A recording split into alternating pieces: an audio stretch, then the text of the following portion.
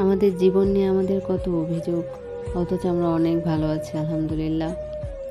একটা আপুর ভিডিও দেখছিলাম কিছুক্ষণ আগে। মায়ের ভালোবাসা যে কেমন হয় সেটা অনুভব করলাম আরেকবার। আপুটি হয়তো খুব না পেরেই এই ভিডিওর জগতে এসেছে, বা চাচ্ছে সে একটু স্টেবল হোক, সে যেন বাইরে না কাজ করতে যেতে হয়। হয়তো ভিডিও থেকে যা আর্নিং করবে সেটা দিয়েই তার বাচ্চা দুটাকে নিয়ে সে থাকবে।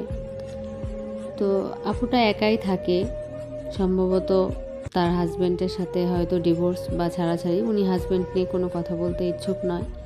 তো তার দুইটা সন্তান, একটা ছেলে একটা মেয়ে। ছেলেটার বয়স 6 থেকে 7 বছর হবে, মেয়েটার বয়স 4 বছর হবে। আপু বাচ্চা দুইটারে ঘরে তালা দিয়ে কাজে যায়।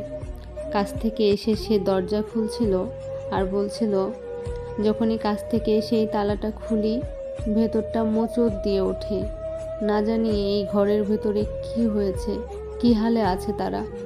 সন্তানদের কি সুস্থ অবস্থায় পাবো, জীবিত অবস্থায় পাবো তো তাদের? এগুলো মনের মধ্যে চলতে থাকে।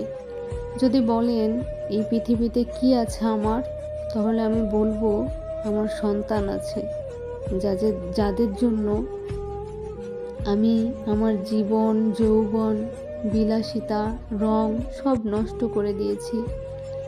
আমি কিন্তু প্রতিদিন কাজে যাওয়ার সময় রান্নাঘরের সব কিছু উপরে উঠায় রাখি, রান্নাঘরের দরজাটা বন্ধ করে দেই, বাসায় যত কারেন্টের সুইচ সব কিছু লাইন অফ করে দেই, পানি টানি বালতির ভেতরে সব কিছু ফেলে দিয়ে আমি তাদেরকে তালাবদ্ধ করে কাজে যাই।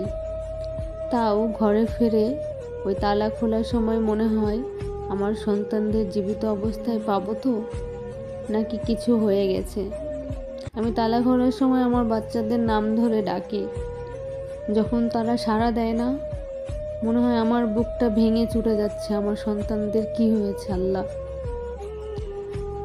তো হায়রে মা আর মায়ের ভালোবাসা, বিশ্বাস করেন ওনার ভিডিও দেখে আমি জাস্ট কান্না করছিলাম।